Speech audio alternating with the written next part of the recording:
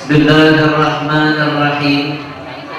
Assalamualaikum warahmatullahi wabarakatuh.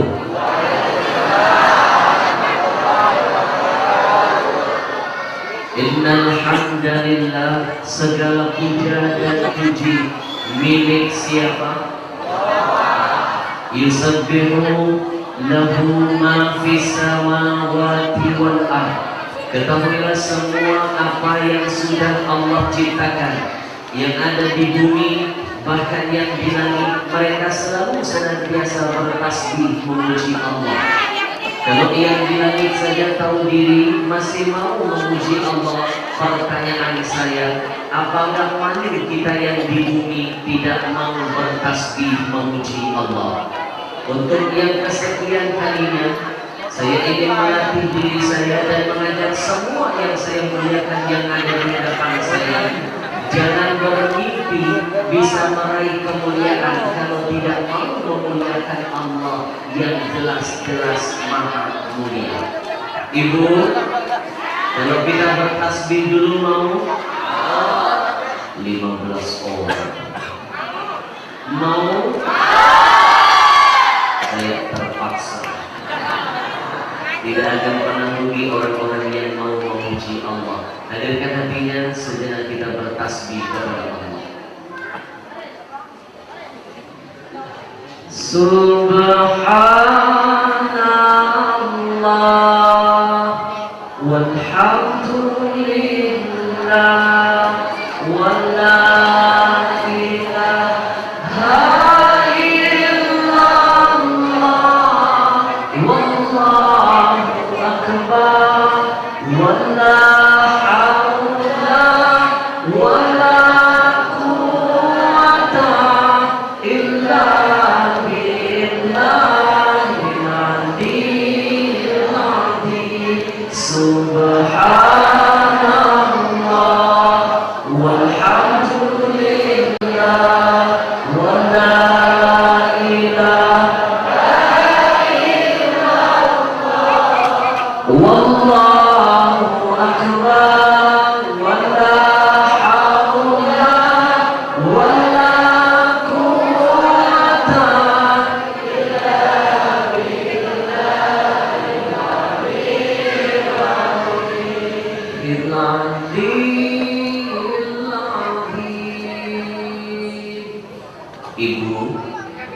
Ibu, rasa-rasanya tidak akan pernah sempurna.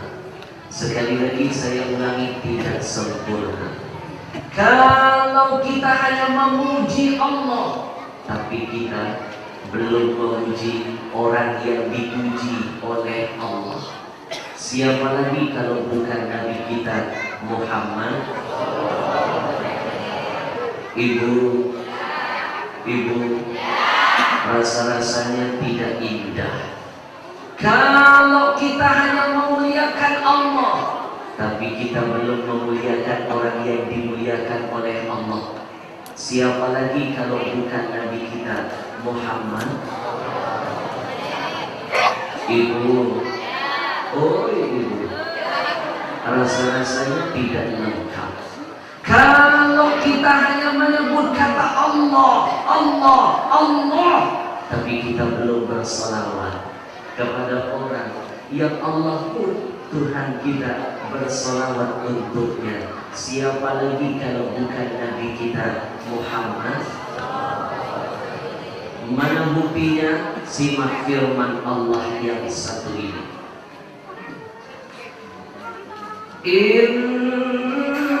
Innallaha wa malaikatahu yusalluna 'alan nabi ya ayyuhalladzina amanu sallu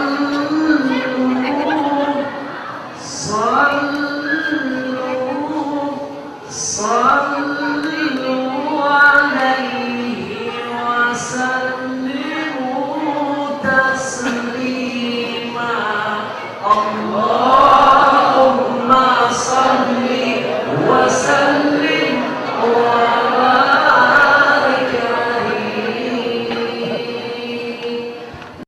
kita yang hina ini tidak mau memuliakan Nabi kita. Kita siapa? Kok jadi begini? Lebih kompak ya. Kalau Allah saja yang maha memiliki alam semesta, maha menciptakan kita, maha memiliki segala-galanya, Allah saja bersalawat untuk Nabi. Pertanyaan saya, apa enggak malu? Kita yang belum punya apa-apa, cuma manusia biasa, makhluk lemah, sudah tidak mau bersalawat kepada Nabi. Kita siapa? Yang ceramah siapa, Pak? Kalau saya ajak semua yang ada di sini bersalawat kepada Nabi, mau? Wahai para pecinta Nabi, wahai para pengharap syafaatnya, wahai para orang-orang yang ingin dibangkitkan bersama Nabi, bersalawatlah engkau untuk Nabi. Ya Rasulullah, ya Habiballah, ya Rasulullah, ya Habiballah, Muhammad ibni Abdillah,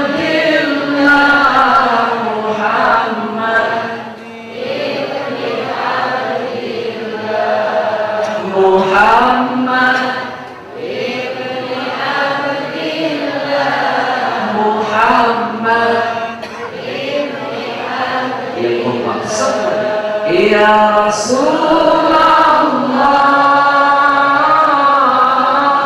ya Habiballah, ya Rasulullah, ya Habiballah, Muhammad ibni Abdillah,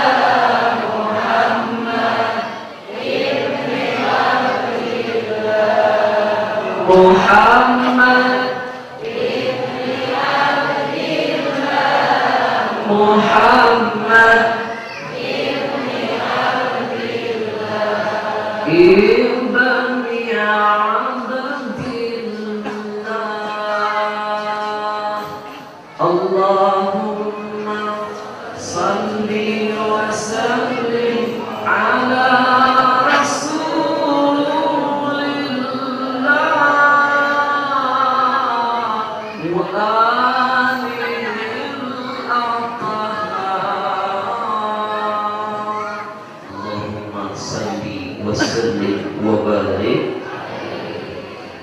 yang kita muliakan dan selalu kita utamakan. Menurut hemat saya yang bodoh ini adalah para ulama. Lahir batin mohon maaf, mau presiden sekalipun di depan kita, mau presiden sekalipun di depan kita, jangan dulu kita sebut dan kita muliakan namanya sebelum kita belajar memuliakan para ulama yang jelas-jelas lebih mulia daripada pejabat. Betul? Ulama pewaris Nabi, pejabat pewaris Fir'aun. Betul? Kenapa ini perlu saya sampaikan dulu? Saya kadang-kadang suka tersungging loh.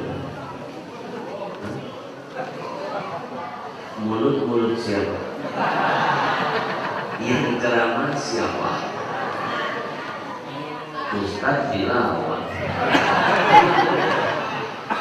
Gimana saya nggak tersungging? Acara-acara religi, tapi aneh, pelaku religinya disebut belakangan, pejabatnya dulu yang diabsenin duluan. Betul nggak? Betul. Ulama dulu yang disebut karena mereka lebih mulia ketimbang para pejabat. Kalau ini hari presiden meninggal, buktikan. Besok rebutan orang jadi penggantinya. Tapi kalau ini hari ulama meninggal, 10 tahun, 20 tahun, 30 tahun yang akan datang, belum tentu ada yang bisa menggantikannya. Betul?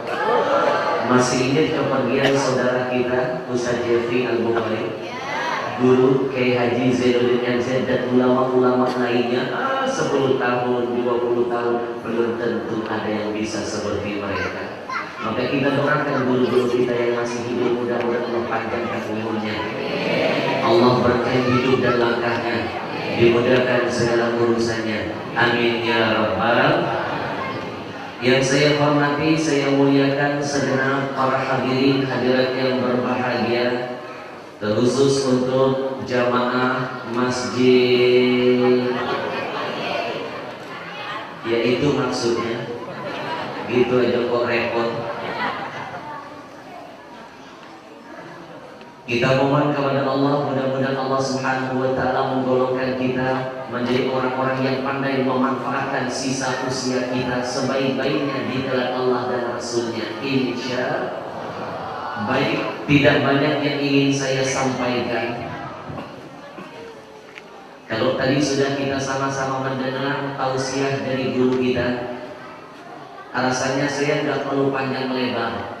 Saya tidak perlu menceritakan bagaimana perjalanan Isra wal Mi'raj secara rinci, karena mohon maaf cerita ini sudah sering kita dengar, betul?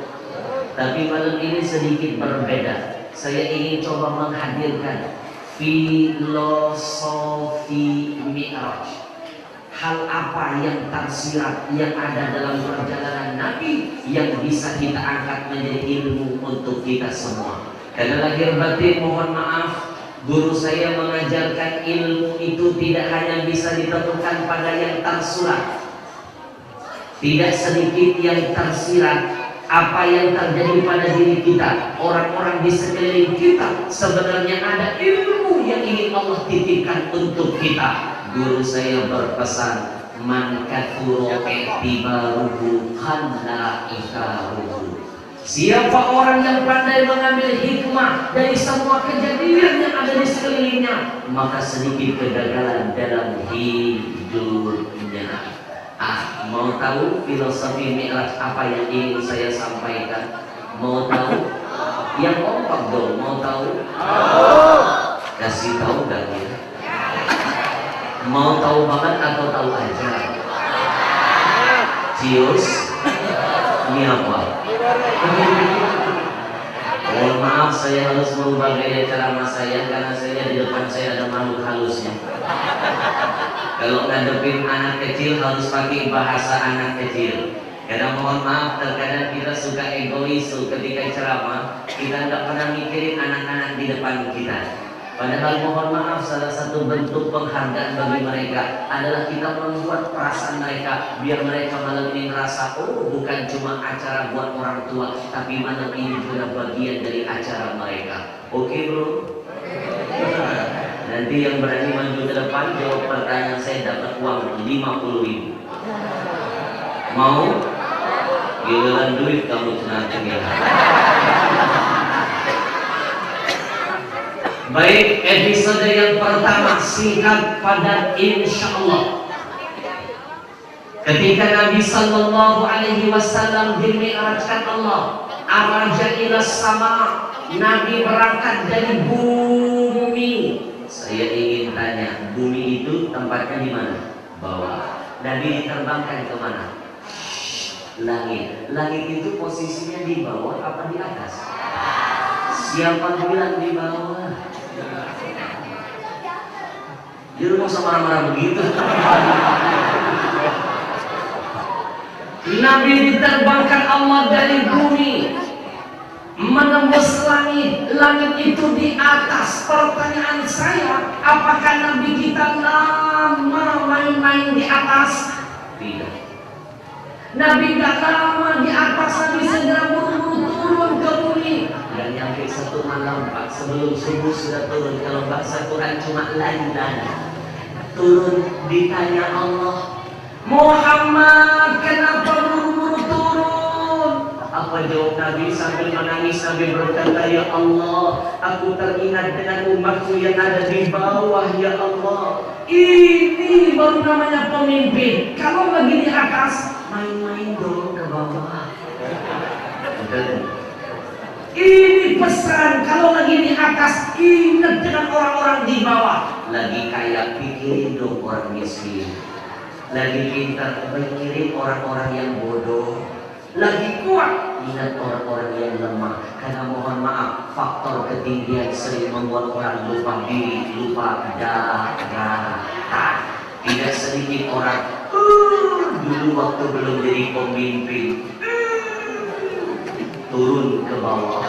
Begitu sudah jadi pemimpin gak pernah mau lagi turun ke bawah. Sebenarnya ini pesan Pak buat para pemimpin, karena mohon maaf pada dasarnya kita semua ini pemimpin. Yang terkecil kita mimpin diri kita dan keluarga kita, betul? Nabi begitu di atas nggak mau lama-lama Pak, Nabi lebih senang duduk di bawah. Ini pesan mohon maaf, tidak mungkin orang bisa jadi berada di atas kalau bukan jasa orang-orang di bawah, betul nggak? Mana mungkin orang bisa jadi besar kalau bukan orang kecil yang mendukungnya? Mana mungkin ada pemimpin kalau bukan karena rakyat? Jelas? Mana ada genteng bisa lama di atas kalau bukan karena dia. Tapi sayang seribu sayang pemimpin kita banyak seperti kata pepatah, pohon lupa dengan kulitnya. Yang ceramah siapa? Masalah wallah. Banyak para pemimpin sekarang seperti kaca yang lupa dengan kulitnya, yang gak pernah lupa dengan kita. Cuma satu-satunya pemimpin Rasul kita. Maka pertanyaan saya, sudahkah kita ingat dengan Nabi hari ini? Ya Nabi salam alaika,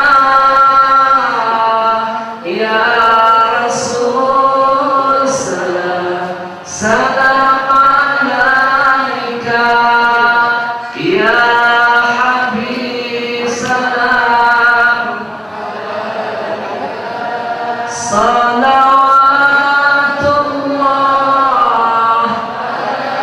Yang kompak semuanya. Ya Nabi salam,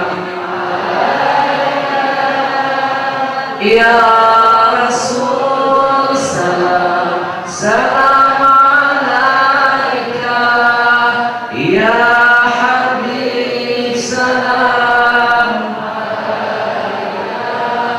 salawatullah.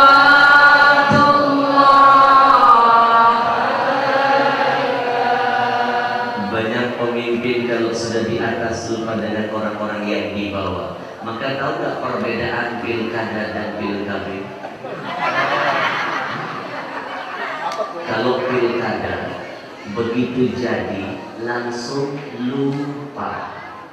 Kalau pilkada begitu lupa langsung pengalaman. Karena mohon maaf Pak, tidak sedikit orang kalau sudah di atas, kalau nggak diiringi dengan kekuatan iman, itu lupa diri, lupa daratan. Saya punya cerita menarik. Beberapa tahun yang lalu saya diundang oleh salah seorang menteri. Menteri ini baik banget dengan kita Pak. Saya diminta ngisi acaranya. Saya datanglah ke sana dengan anak abang dengan rombongan. Begitu nyampe ke sana saya telat. Audien sudah ramai, saya duduk di tengah-tengah jamaah. Tiba-tiba Pak Menteri yang baik ini mendekat lalu berkata, "Bib, mohon maaf, tempat Habib bukan di sini, tapi di ruang sono, VVIP. Nanti bergabung dengan teman menteri-menteri lainnya." Saya lihat tempat saya VVIP, saya nggak mau enak sendiri dong. Saya ingat dengan asisten saya. Saya bilang, "Bang, boleh nggak saya masuk ke dalam ngajak rombongan saya?" Bib, rumah saya rumah Habib. Yang punya rumah sudah bilang begini, berarti kita bebas dong mau duduk di mana. Dengar. Saya masuk Pak ke ruangan. Hampir ke ruangan VVIP, ternyata belum ada menteri yang datang. Dan di meja-mejanya nggak ada nama-namanya, berarti bebas dong siapa yang duluan dia berhak memilih, betul nggak? Saya duduk di satu kursi, ajudan saya di belakang. Tiba-tiba datang penampakan. seorang menteri yang gak perlu saya sebutkan namanya, ketua partai. Saya tahu persis agamanya Islam, KTP-nya saya tahu persis orangnya Muslim, KTP-nya Islam. Begitu masuk sudah wala salam wala kalam, nggak ada salam, nggak ada basa-basi. Dengan seenak-enaknya dia menyuruh asistennya untuk mensterilkan ruangan. Emang kita kuman? Dengan seenak-enaknya dia mengusir ajudan saya, keluar. Ajudannya ngusir ajudan saya, keluar. Menteri mau masuk, keluar. Saya langsung bilang ke ajudan saya, shh, duduk. Ajudan saya bilang, ini menteri yang nyuruh, mau presiden, saya nggak takut. Guru saya mengajarkan, jangan takut kepada makhluk kalau benar. Kalau sudah ada takut kepada makhluk, berarti kita lupa kita sudah berbuat syirik kepada Allah. Karena takut itu pantasnya hanya buat Allah. Betul? Tapi kalau kita salah, maka harus berani mengakui kesalahan kita. Saya bilang duduk. Menteri saya langsung bilang ke ajudan saya, kamu kerja dengan siapa? Habib. Oh, kalau begitu dengerin perintah saya, jangan dengerin suara-suara penampakan. Menteri di samping kita, Pak. Saya pandang ajudan saya, tapi sasarannya ke mereka. Saya bilang, kalau ada orang yang meremehkan kalian, berarti meremehkan saya. Kalau ada orang yang mengusir kalian, berarti mengusir saya. Kalau ada orang yang menghina kalian, berarti menghina saya. Keluar kita, nggak perlu kita ngisi acara di sini. Emang kita berharap dengan manusia. Begitu saya mau keluar, Pak, menteri yang baik hati langsung nahan, Beb, mau kemana Beb? Yang ceramahkan Habib. Bang, mohon maaf, cuaca sudah tidak bersahabat. Bang, kalau memang abang menghargai saya menghargai abang. Tolong bang, saya minta ceramah saya didahulukan sebelum sambutan si menteri ini. Kalau mau oke, kalau nggak saya kabur. Saya nggak berharap dengan manusia bang. Tiba-tiba acaranya di kotak-atik, saya didahulukan ceramah. Menteri yang tadi yang mengusir belakangan sambutan. Saya langsung tampil, mendadak berubah judul ceramah saya, tergantung cuaca. Saya langsung merubah ceramah, judulnya tentang filosofi gunung. Saya bilang ke hadirin, kemarin saya baru pulang umroh. Saya ditantangin jamaah saya naik ke Gua Hiro. Naiknya 2 jam, turun 2 jam. Begitu saya naik, saya nggak mau cepat-cepat turun. Memang orang kalau sudah di atas nggak mau mikirin turun, kecuali diturunin. Hadirin, begitu saya naik ke atas Gua Hiro, saya dapat ilmu dari Allah, filosofi gunung. Ilmunya apa? Kalau nggak percaya coba perhatikan. Kalau kita naik ke gunung deh, coba iseng lihat ke bawah. Semua yang di bawah nampak kecil oleh mata kita, betul nggak? Manusia kecil, mobil kecil, rumah kecil. Faktor ketinggian sering membuat orang kalau nggak ada iman memandang kecil siapapun yang ada di sekelilingnya. Enak aja main ngeluarin orang steril. Emang kita kuman?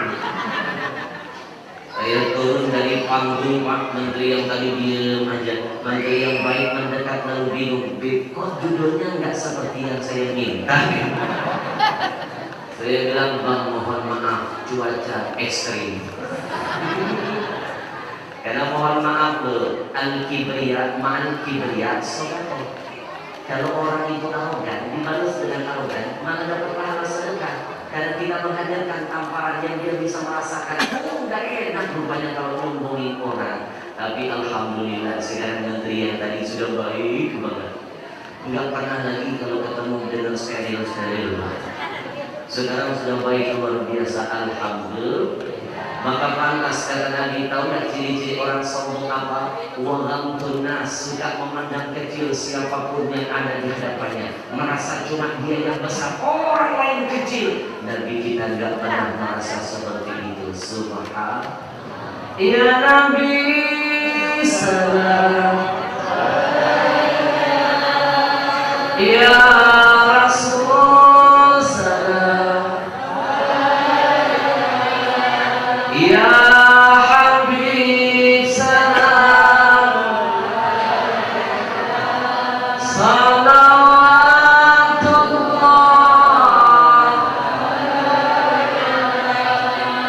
Singkat pada ceramah gak usah panjang lebar, yang penting intinya. Episode kedua.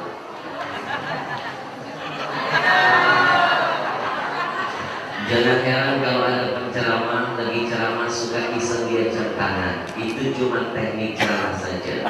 Sebenarnya dia lagi mikir, abis ini mau ngomong apa. Yang namanya penceramah, apalagi yang nomor 2, harus pintar-pintar mikir biar bahannya nggak sama dengan penceramah sebelumnya. Nah, betul. Episode kedua. Filosofi Mi'raj kedua. Simak. Ketika Nabi di-mi'rajkan Allah, pernah dengar nggak Nabi itu pernah dipersilakan Allah melihat indahnya surga? Betul nggak? Lalu diperkenankan Allah masuk melihat lebih dekat bagaimana kenikmatan menggoda yang ada di dalamnya. Betul? Sekarang pertanyaan saya, begitu Nabi masuk ke surga, apakah Nabi terlena dengan kenikmatan menggoda yang ada di depan mata, lantas lupa dengan penderitaan umatnya yang ada di bawah? Tidak. Nabi bergegas keluar dari surga, ditanya Allah, Muhammad, kenapa buru-buru keluar dari surga? Sambil menangis Nabi kita berkata, ya Allah, aku teringat dengan penderitaan umatku di bawah, dan aku tidak akan mau ya Allah masuk ke surga ini kembali kalau Engkau gak janji semua umatku dikumpulkan rame-rame di dalam tempat ini. Ini baru namanya pemimpin, Pak, kalau senang ngajak-ngajak. Pemimpin sekarang giliran susah ngajak-ngajak, giliran senang makan sendiri, baru ngerasain surga-surgaan udah lupa diri, baru ngerasain jabatan 5 tahunan sudah lupa dengan rakyatnya. Gimana kayak Nabi yang melihat surga yang benar-benar nyata di depan mata, tapi nggak lupa dengan kita. Betul? Bu, umat Nabi Adam sampai umat Nabi Isa itu kalau sudah dihisab dosanya lebih banyak dari pahala, maka abadan abidin dalam neraka. Tapi umat Nabi Muhammad dalam kitab Syaraful Ummah Al-Muhammadiyah karangan ulama besar Sayyid Muhammad Alawi Al-Maliki, di sana disebutkan salah satu kemuliaan umat Nabi Muhammad berkat permintaan Nabi kepada Allah, walaupun dosa kita banyak, ujung-ujungnya tetap masuk juga dan ngumpul bersama Nabi di dalam surga. Alhamdulillah. Bu, Pak, kenal Nabi Idris nggak? Di mana kenalnya? Kalau kamu kenal Nabi Idris, berarti kamu malu purba kalah. Nabi Allah Idris kepengen melihat surga, Allah persilakan. Kepengen bisa masuk ke dalamnya, Allah izinkan. Begitu melihat indahnya surga, Nabi Idris terlena, nggak mau keluar dari surga. Betul nggak? Lihat Nabi Allah Adam, begitu Allah ciptakan ditaruh di dalam surga, Adam sebenarnya nggak mau keluar dari surga, terlena Pak dengan keindahan surga. Kalau nggak dikeluarin oleh Allah, Adam itu kan tereliminasi. Sebenarnya nggak mau keluar dari Adam. Cuma satu-satunya makhluk ketika masuk ke dalam surga tidak nunggu dikeluarkan, tapi keluar dengan sendirinya. Kenapa? Panggilan cinta kepada kita. Teori cinta itu Pak, orang kalau sering mau cinta, nyawa siap dia korbankan untuk sosok yang dia cintai. Nabi lebih memilih cinta kepada kita ketimbang terlena-leha dengan kenikmatan menggoda yang ada di depan mata. Ya Nabi salam alaika, ya Rasul salam, salam alaika,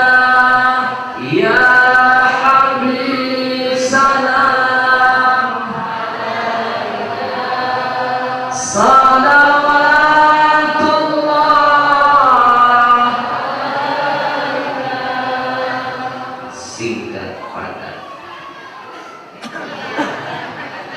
Episode terakhir terus, yang kompak terus. Jangan lupa simak rekam, nanti di penghujung ceramah saya ada kuis. Yang bisa jawab nanti dapat hadiah. Hadiahnya oke, umroh cuma mau cuma nyampe bandara. Minta nggak mikir-mikir, nggak balik modal. Nanti yang berani maju ke depan, saya kasih hadiah walaupun kecil, tapi jangan lihat ukuran, hargai karyanya. Saya kasih buku terbaru saya. Belum ada, masih baru, masih hangat. Nanti sebelum Ramadan baru ada roadshow keliling Indonesia. Dijamin gak akan bisa ibu beli di toko bangunan.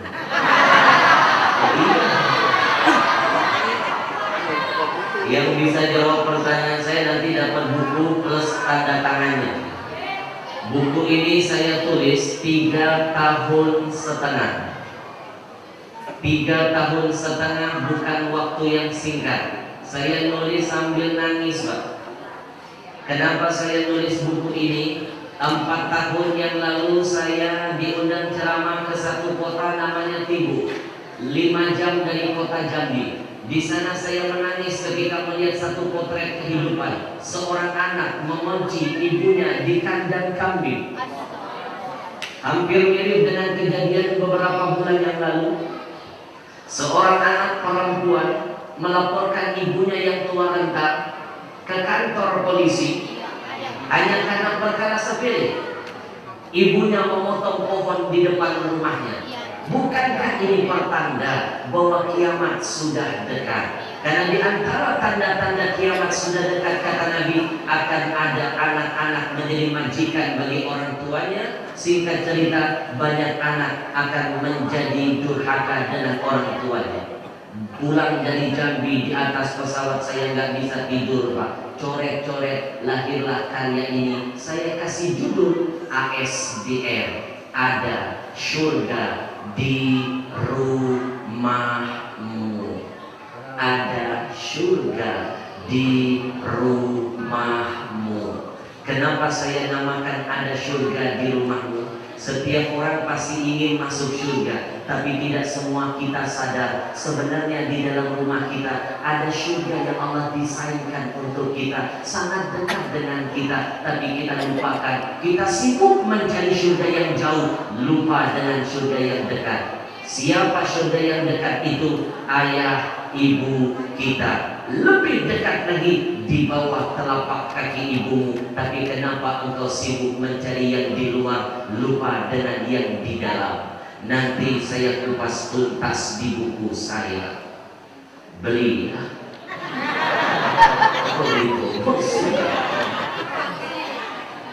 Ada 3 poin besar yang akan saya kupas tuntas di buku saya. 3 poin besar. Poin pertama saya namakan, ada orang bisa mendatangi surga yang jauh, tapi nggak pernah punya waktu mengunjungi surga yang dekat. Yang jauh dia datangi, yang dekat nggak bisa dia kunjungi. Di Kalimantan Selatan saya dapat ilmu dari Allah ketika diundang tausiah oleh orang paling kaya di sana.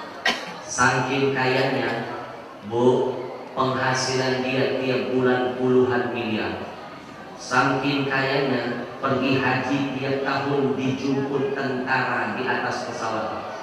Saking kayanya, umroh tiap bulan bisa. Saking kayanya, dia tiap tahun memberangkatkan orang umroh gratis 600 orang. Saya tanya dia, Bang, motivasinya apa? Dengan santai dia berkata, saya ingin masuk surga. Saya pun menjawab, itu bodohnya abang dan bodohnya masa lalu saya. Surga yang jauh kita datangi, yang dekat gak pernah punya waktu kita kunjungi. Dia balik bertanya, siapa surga yang dekat itu Ustaz? Saya bisikan ke telinganya, ayah ibumu Bang. Dia peluk saya, dia menangis jadi-jadinya sambil berkata, "Oh Ustaz tahu saya nggak pernah datangi ayah ibu saya." Lahir batin mohon maaf, siapa yang berani menjamin kalau orang berangkat haji pasti mabrur? Belum tentu. Siapa yang berani memastikan kalau orang umrah pasti makbulah? Belum jaminan. Tapi ada sebuah pesan indah dari Rasul yang selalu kita lupakan. Rasul pernah mengajarkan kalau ada seorang anak, kata Nabi, pergi menghadap ayah ibunya hanya dengan memandang wajah ayah ibunya dengan senyum, cinta, penghormatan, maka keluar dari rumah orang tuanya dijamin dapat pahala haji dan umroh yang diterima. Yang pasti depan mata kita lewatkan, mengejar yang jauh yang belum tentu bisa kita dapatkan. Nanti saya kupas tuntas di buku saya. Beli ya.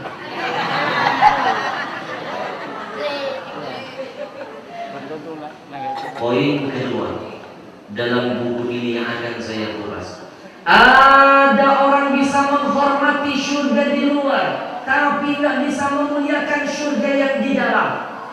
Di satu kota yang berbeda, saya tabligh akbar, ribuan yang hadir Pak. Selesai dari tabligh akbar, saya turun dari panggung, anak-anak muda merumpukin saya Pak. Habis tangan saya ditarik-tarik, dicium bolak-balik, hampir saya takut sambil bilang, "Dek, jangan rebutan, nanti tangan kita ketukar."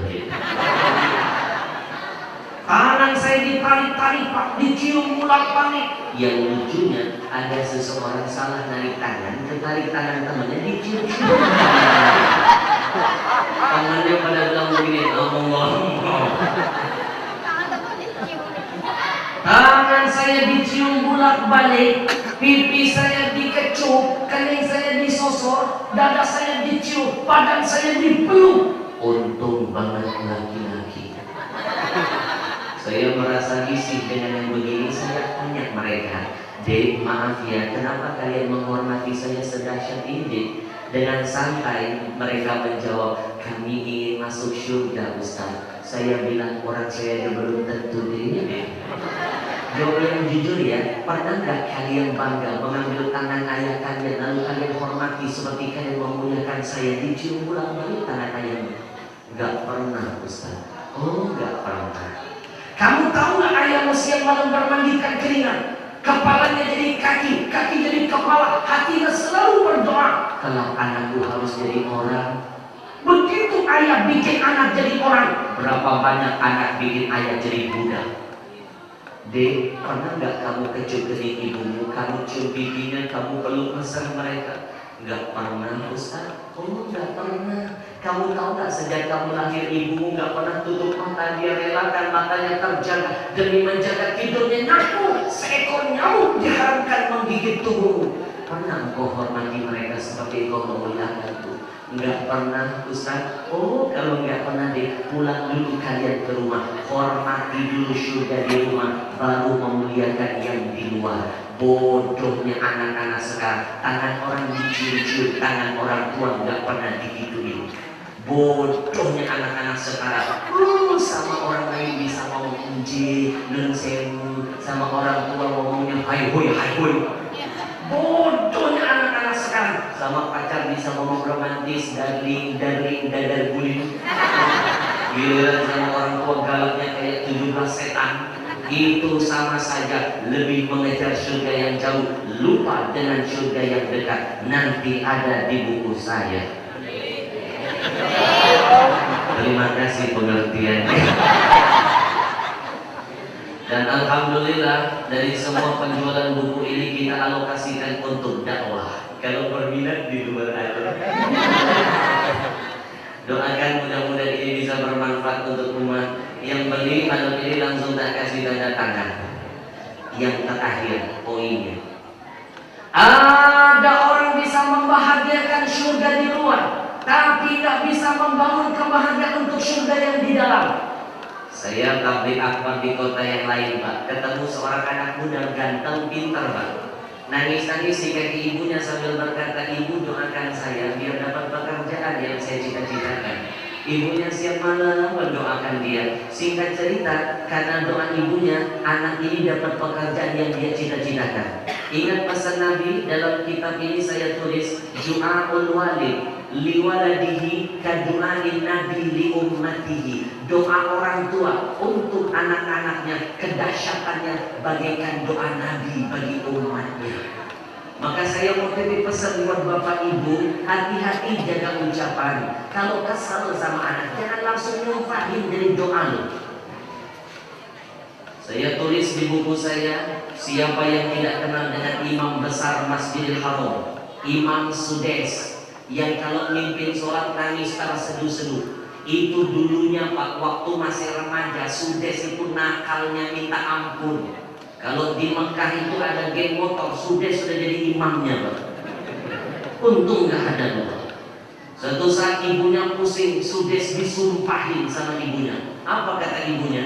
Sudes, kamu selalu bikin ulah. Mulai detik ini sampai ibu tutup mata menghadap Allah, kamu ibu sumpahin nak jadi imam besar Masjidil Haram. Akhirnya sumpah dari doa. Makanya kalau kesel sama anak, sumpahin jadi ulama, sumpahin jadi pejabat yang soleh, sumpahin jadi pedagang yang masya Allah. Jangan nyumpahin jadi setan beneran. Betul nggak? Maka jangan salahkan anak ketika dia bandel. Kadang-kadang kita nggak sadar ngomongin dia bodoh loh, itu jadi doa buat anak-anak kita. Betul nggak? Bu, jangan lupa nanti ada di buku saya. Singkat cerita Pak, karena doa ibunya, anak muda ini dapat pekerjaan. 1 bulan dia bekerja, dapat gaji pertama. Pertanyaannya, begitu dia dapat gaji pertama, siapa yang lebih dulu dia bahagiakan? Apakah ibunya? Ayahnya? Bukan, tapi pacarnya. Ih, najis terlalu. Ini bodohnya anak-anak sekarang. Kalau untuk teman nggak pelit, tapi untuk orang tua pelitnya kayak 17 setan. Ini bodohnya anak-anak sekarang. Kalau untuk pacar nggak pernah hitung-hitungan. Tapi kenapa untuk orang tua selalu ada kata hitung-hitungan? Mohon maaf ya Dik, kalau kamu mau hitung jasa ayah ibumu sampai nyawamu pun gak akan bisa membayarnya. Saya tulis di buku saya, ada sebuah kisah ulama besar, sahabat Nabi yang bernama Abdullah bin Umar. Ketika musim haji, Abdullah bin Umar meneteskan air mata terharu melihat ada seorang anak muda menggendong wanita tua di atas lehernya. Dia bawa dengan susah payah keliling Ka'bah tawaf 7 kali putaran. Umar terharu menangis sambil berkata, "Hei anak muda, siapa wanita tua yang ada di lehermu?" Anak muda tadi menjawab, "Umar, dia adalah ibuku." "Hebat kamu nak, anak berbakti kamu nak." "Umar, apakah dengan cara saya gendong ibu saya di leher, saya bawa dia keliling Ka'bah 7 kali putaran, itu sudah bisa membalas jasa-jasanya kepada saya?" Umar menangis kedua kali sambil berkata, "Nah, demi Allah nak, 1000 kali engkau gendong ibumu di lehermu, setiap hari engkau bawa keliling Ka'bah, 1000 kali muterin Ka'bah, setiap hari sekalipun tidak akan pernah mampu menebus 1 tetes darah ibumu yang pernah keluar ketika melahirkanmu. 1 tetes darah ibu belum bisa kita bayar dengan jihad sedahsyat itu, lalu bagaimana dengan jihad-jihadnya yang lain?" Maka istighfar kepada Allah. Kalau kita lebih sering membuat orang tua kita menangis ketimbang itu kepada kita, istighfar kepada Allah. Astaghfirullah Rabbal Waya. Astaghfirullah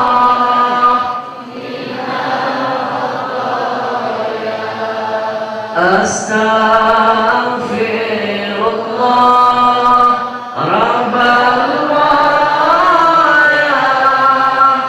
Astaghfirullah. Nanti saya kupas tuntas di buku saya.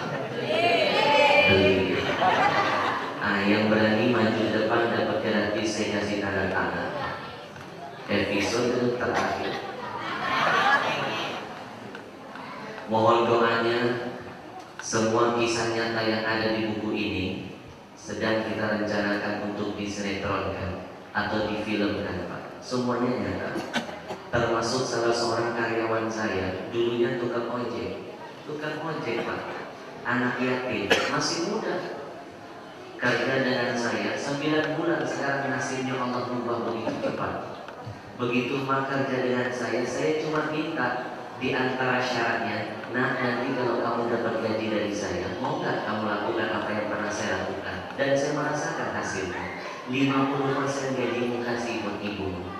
Ternyata bukan 50%, Pak. Semua gajinya dia kirim ke ibunya, Pak. 9 bulan Allah rubah nasibnya. Sekarang jadi orang kaya raya, Pak. Di Sidoarjo. Prosesnya pun unik, Pak. Dia buka laptop, main laptop saya, kenalan dengan salah seorang wanita lewat Facebook. Anak satu-satunya pengusaha kaya raya di Sidoarjo. Cantik lagi, Pak. Cantik. Ini perempuan nggak mau dinikahin sama orang tuanya, sama siapapun, nggak mau, nolak terus. Begitu lihat asisten saya, kepengen dinikahin. Akhirnya dipanggil asisten saya ngadep orang tuanya. Begitu ngadep, Pak, ya Allah, Pak, subhanallah. Baru masuk asisten saya ke rumahnya, baru diizinkan oleh ayah wanita ini, kamu saya perkenalkan mendekati anak saya ta'aruf. Baru ngomong begitu, mungkin dapat berkah dari anak yatim, Pak. Pengusaha ini beli tanah. Dulunya belinya 5 miliar di satu lokasi Surabaya. Akhirnya tiba-tiba handphonenya berbunyi, dibeli oleh Sinar Mas, Pak, langsung 30 miliar. Bayangin, belum jadi mantu anak yatim, dia udah ketiban nasi. Akhirnya dia telepon saya, Ustaz kalau begitu cepat-cepat kita nikahin. Langsung dinikahkan, Pak. Belum nikah dikasih mobil Alphard baru, saya yang pertama kali nyobain. Saya bilang kasih saya aja belum beli. Begitu dia nikah dikasih kado rumah harga 8 miliar, Pak. Saya sempat melihat langsung dan meresmikan. Setelah nikah, mertuanya langsung bilang ke saya, ini Ustaz, saya setelah ini saya kasih dia satu usaha jadi direktur perumahan. Sekarang kalau ditelepon lagi di Abu Dhabi, lagi di Kuwait, lagi ke Turki, keliling dunia, berubah dengan waktu hanya 9 bulan. Kenapa? Karena dia selalu membuat surganya di rumah tersenyum. Maka Allah hadirkan kenikmatan di luar yang begitu dahsyat untuk dirinya. Saya teringat guru saya pernah berkata, satu senyum orang tuamu yang kau ciptakan karena akhlakmu, maka akan dibayar Allah dengan ribuan nikmat menghampirimu. Tapi kalau satu tetes air mata yang pernah kau keluarkan dari wajah indah orang tuamu karena kedurhakaanmu, kalau kau nggak segera tobat kepada Allah, minta maaf kepada keduanya, dipastikan satu tetes air mata itu diganti dengan ribuan azab dari Allah menghampirimu. Dan Rasul membenarkan dengan hadisnya, di antara azab yang tidak menunggu pelakunya wafat adalah durhaka kepada orang tua. Nanti ada di buku saya. Ya Nabi salam alaika, ya Rasul salam salam alaika, ya Habib salam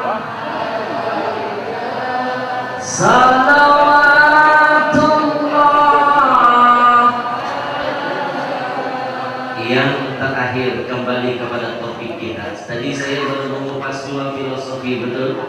Yang pertama, Nabi dari bumi naik ke langit. Begitu di atas, Nabi tidak lama. Yang kedua, Nabi dipersilakan masuk ke surga, tapi Nabi memilih cepat-cepat keluar. Yang ketiga, ketika Nabi dimi'rajkan Allah araja ila sama, dari bumi Nabi menembus level tertinggi yang tidak ada satu makhluk pun yang sampai ke sana. Bahkan Jibril angkat tangan berkata, Muhammad, saya tidak bisa menemani menembus level ini. Kalau saya lanjutkan, saya terbakar. Namanya apa? Sidratil. Dan gak tanggung-tanggung Nabi ketemu dengan zat yang maha tinggi. Siapa itu? Allah Azza wa Jalla. Sekarang pertanyaan saya, setelah Nabi menembus level tertinggi, ketemu dengan yang maha tinggi, Nabi turun ke bumi, apakah Nabi petantang petenteng merasa tinggi? Tidak. Apakah Nabi jadi pemimpin yang lantas sombong? Tidak. Dalam kamus kesehariannya Nabi tetap tampil tawadhu, padahal level tertinggi sudah Nabi duduki. Mohon maaf, ini pesan di balik Mi'raj, nggak ada yang perlu kita sombongkan di dunia ini. Karena sombong setelah saya kaji bukanlah dosa warisan Adam, tapi warisan dari iblis. Berarti kalau ada sombong di dunia yang sombong, apakah pantas dia dikategorikan keturunan Adam? Pantasnya keturunan siapa? Gak usah lihat ke saya. Dosa yang diwariskan Adam itu diantaranya tamak. Begitu disuruh Allah makan yang lain, yang satu jangan dimakan, yang di satu yang dilarang justru dimakan. Karena tamak, Pak. Makanya mohon maaf, yang halal itu pasti lebih banyak dari yang diharamkan, Pak. Jadi kalau ada orang masih mau makan yang haram, pasti ada jiwa tamak dalam dirinya. Betul. Orang tamak air laut diminum tidak akan bisa menghilangkan dahaganya. Jadi kesimpulannya, sombong bukan dosa warisan Adam, tapi warisan iblis. Kalau ada yang sombong berarti dia keturunan iblis. Setuju? Setuju? Nabi gak pernah sombong. Ini baru jadi wali kota, jadi gubernur, jadi menteri, jadi presiden udah sombong. Padahal itu baru jabatan dunia. Bagaimana kayak Nabi yang sudah mencapai kedudukan tertinggi, tidak ada satu makhluk pun yang pernah sampai ke sana. Itulah dahsyatnya Nabi kita sallallahu. Ya Nabi salam alaika, ya Rasul salam salam alaika, ya Habib salam.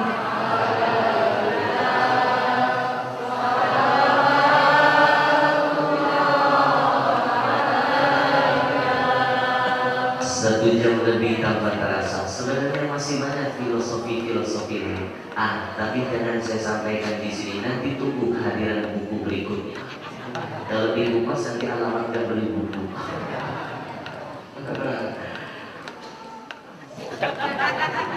Kuis seperti yang saya janjikan. Yang bisa jawab dapat hadiah plus tanda tangan dari saya. Pertanyaannya gampang, tidak lari dari apa yang sudah saya jelaskan. Kalau menyimak pasti bisa menjawab. Pertanyaannya, ayo siapa yang tahu jawabannya?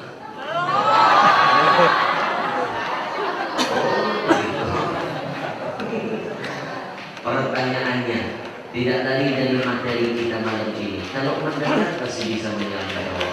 Pertanyaannya, siapa nama ibu saya?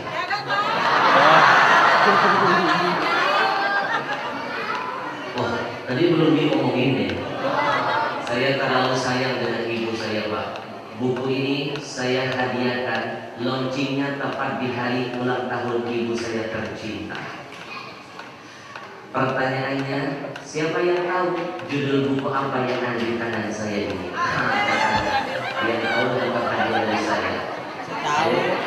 Yang paling semangat angkat tangan.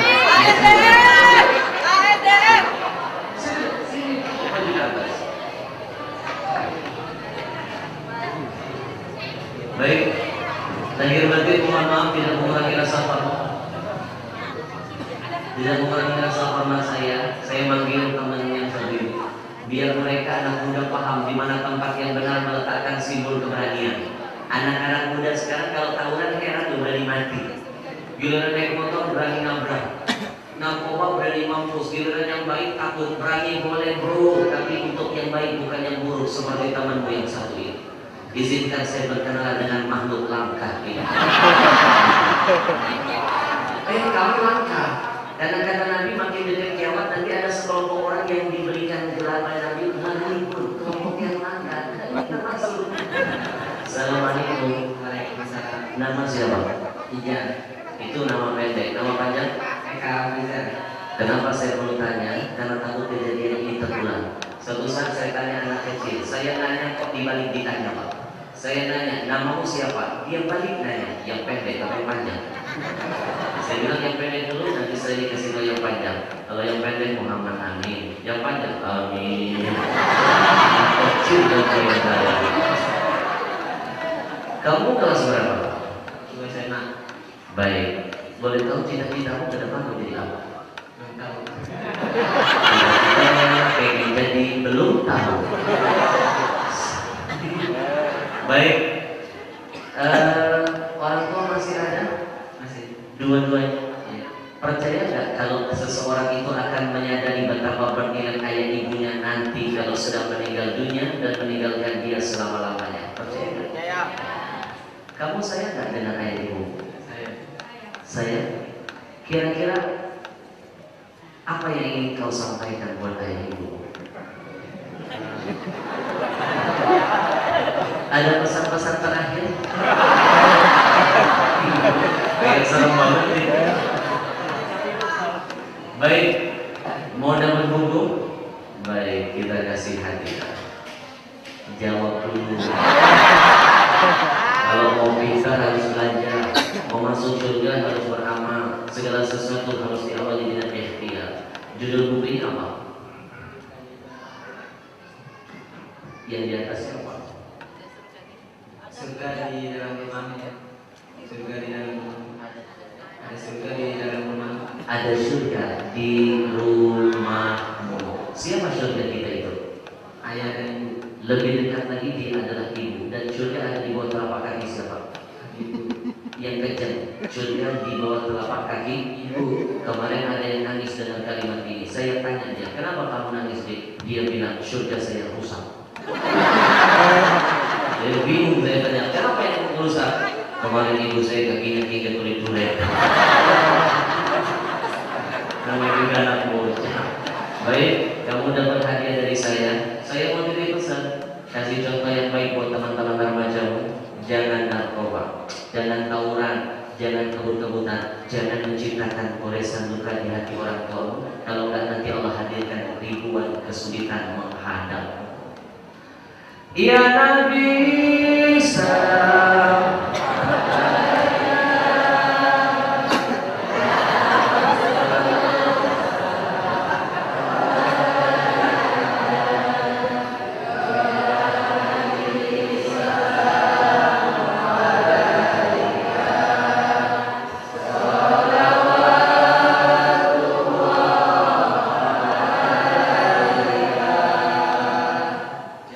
Jangan lihat harganya, tapi hargai karyanya. Jangan lihat ukurannya, tapi temukan kedahsyatan yang ada di dalam. Jadi kadang-kadang